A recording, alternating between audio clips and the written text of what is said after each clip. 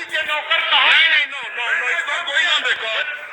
आपके माध्यम से सरकार से पूछना चाहता हूँ सर, अदानी की नौकरी करके अन्नदाताओं का विरोध क्यों कर रहे हैं? Please speak on the bill, please speak on the bill.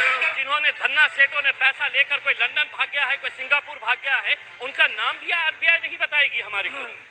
Adani Ambani जैसे लोगों की दौलत जो है वो कई गुना बढ़ गई। 2% लोगों के पास इस देश की 57% दौलत। गरीब और गरीब हो रहा है, अमीर और अमीर हो रहा है। रेलवे को नष्ट किया जा रहा है। अब पहले एयर इंडिया तो बिक गया, सारी चीज बिक गई। पीएसयूज को बेचने का काम किया गया। लगातार आप बेच रहे हैं। जो कहते हैं कि साहब पंडित नेहरू से शुरू करते हैं, किसी ने कुछ नहीं किया साहब। ये बड़ा दुर्भाग्य है इस देश का कि 2% लोगों के पास इस देश की 57% दौलत है। 57% दौलत के मालिक 2% लोग हैं। गरीब और गरीब हो रहा है, अमीर और अमीर हो रहा है। इस देश के 142 लोगों पर जो है की इनकम, कोरोना में एमएसएमई खत्म हो गई, जो छोटा दुकानदार था वो कारोबार उसका खत्म हो गया, नष्ट हो गया। लेकिन चंद लोग, अडानी अंबानी जैसे लोगों की दौलत जो है वो कई गुना बढ़ गई। देश के 142 लोगों की दौलत जो है वो 23 लाख करोड़ से बढ़ करके 56 लाख करोड़ हो गई। ये क्या ये नया भारत है? क्या ऐसा नया भारत हम चाहते हैं? देखिए, नए भारत में ऐसा नया भारत नहीं होता। वन नेशन वन थॉट पे नया भारत नहीं बन सकता। आपकी संरचना नए भारत की ये हो सकती है, लेकिन देश का आवाम, देश का किसान ऐसे नए भारत को नकारता है। मैं कहना चाहता हूं कि देश का किसान, जिससे आपने वादा किया था कि 2022 तक आय जो है वो दोगुनी कर देंगे, क्या हुआ उस वादे का? हमेशा ये सरकार, अध्यक्ष महोदय, हमेशा ये सरकार अपना गोल पोस्ट चेंज करती है। आप देखिए, हर साल हर बजट में नए गोल पोस्ट चेंज करती है। रेलवे को नष्ट किया जा रहा है। अब पहले एयर इंडिया तो बिक गया, सारी चीज बिक गई। ये कहते हैं कि साहब पंडित नेहरू से शुरू करते हैं, किसी ने कुछ नहीं किया साहब। मैं देख रहा था कि कितने प्रधानमंत्रियों के काल में कितने पीएसयूज बने, मैं गिनती करके बता सकता हूं, लेकिन इस सरकार में एक नया पीएसयू नहीं बना।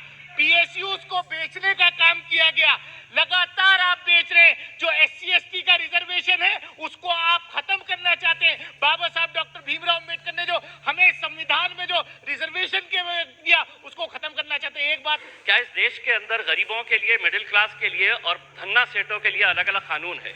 मैं आपको बताना चाहता हूं, अगर इम्तियाज जलील 50 लाख रुपए का अगर लोन लेता है और वो लोन डिफॉल्ट करता है, तो बैंकों को ये इख्तियार है कि मेरा नाम, मेरे गारंटर का नाम, मैं जो प्रॉपर्टी मॉर्गेज कर रहा हूं उसका एडवर्टाइजमेंट अखबार के जरिए वो देकर मेरी प्रॉपर्टी सीज करते हैं और मुझे बदनाम करते हैं। मैं 50 लाख रुपए का लोन लिया हूं। लेकिन अगर कोई किसी ने 5,000 करोड़ रुपए का लोन लिया है, किसी ने 50,000 करोड़ रुपए का लोन लिया है, जिसको आप बड़ी आसानी के साथ हर रोज माफ करते जा रहे हैं, पिछले 4 सालों के अंदर आपने कितना पैसा राइट ऑफ किया है? और ये मैं नहीं बता रहा हूं अध्यक्ष महोदय, ये जवाब कल फाइनेंस मिनिस्टर ने क्वेश्चन आर के अंदर बताया है। तो सुनिए, उसके अंदर पिछले 4 साल के अंदर कितना पैसा, 8,48,186 करोड़ रुपीस का लोन राइट ऑफ किया गया है। और जब हम इनसे पूछ रहे हैं कि किसका पैसा ये आपने राइट ऑफ किए हैं, तो जवाब सुनिएगा अध्यक्ष महोदय, आपको भी हैरानी होगी। जो जवाब फाइनेंस मिनिस्टर मैडम ने दिए हैं उसमें लिखा है, RBI has informed that under the provisions of section 45E of the Reserve Bank of India Act 1934, RBI is prohibited from disclosing borrower-wise credit information. RBI ये आपको कह रहा है कि हम आपको डिटेल नहीं दे सकते हैं कि कौन बड़े धन्ना सेठों ने पैसा लिया है, ये देश को आप नहीं बताएंगे। आखिर ये पैसा 8,48,186 करोड़ रुपीस आपने राइट ऑफ किए हैं। इसका जवाब आप दीजिएगा कि मेरे लिए कानून अलग कैसा हो सकता है, और जिन्होंने धन्ना सेठों ने पैसा लेकर कोई लंदन भाग गया है, कोई सिंगापुर भाग गया है, उनका नाम भी आरबीआई नहीं बताएगी हमारे को। दूसरा ये है कि मैं अभी सुन रहा था जगदम्बिका पाल साहब को। पाल साहब सुनिए, आप किसानों के बारे में कह रहे थे। मैं जिस क्षेत्र से आता हूं देश का एक छोटा सा एक शहर है, उस क्षेत्र के अंदर महाराष्ट्र के अंदर मराठवाड़ा एक छोटा सा क्षेत्र है, उस क्षेत्र के अंदर जनवरी से लेके नवंबर 2022 तक महज 11 महीनों के अंदर 940 किसानों ने आत्महत्या की है। मैं देश की बात नहीं कर रहा हूं, मैं सिर्फ मराठवाड़ा एक जो देश का एक छोटा सा हिस्सा है, कहीं ना कहीं आपकी कुछ नीतियां गलत हो रही है। अध्यक्ष महोदय, कहीं ना कहीं आपकी नीतियां गलत हो रही है, वरना इन किसानों की मौत को आपने सिर्फ एक आंकड़ा बनाकर रख दिए हैं। 940 किसान अगर सिर्फ एक क्षेत्र से मर रहे हैं और ये कहते हैं कि नहीं हमने किसानों के लिए इतना किया है, तो क्या वजह है कि आज किसान अपनी जान दे रहा है?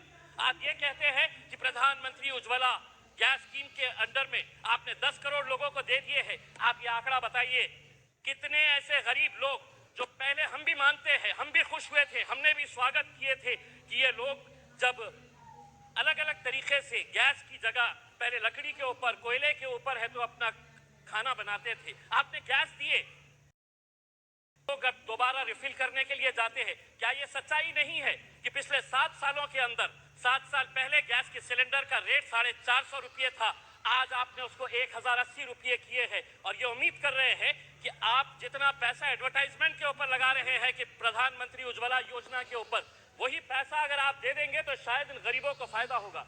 अनएम्प्लॉयमेंट, आज बेरोजगार, ये आंकड़ा मैं नहीं बता रहा हूं, कोई मनगढ़ंत आंकड़े नहीं बता रहा हूं, centre for monitoring Indian economy इनके आंकड़े आए हैं। तो सुनिए फाइनेंस मिनिस्टर साहब, अनएम्प्लॉयमेंट रेट इन इंडिया अभी 8% के ऊपर आया है। 3 महीने का सबसे ज्यादा का आंकड़ा जो है वो अभी आया है।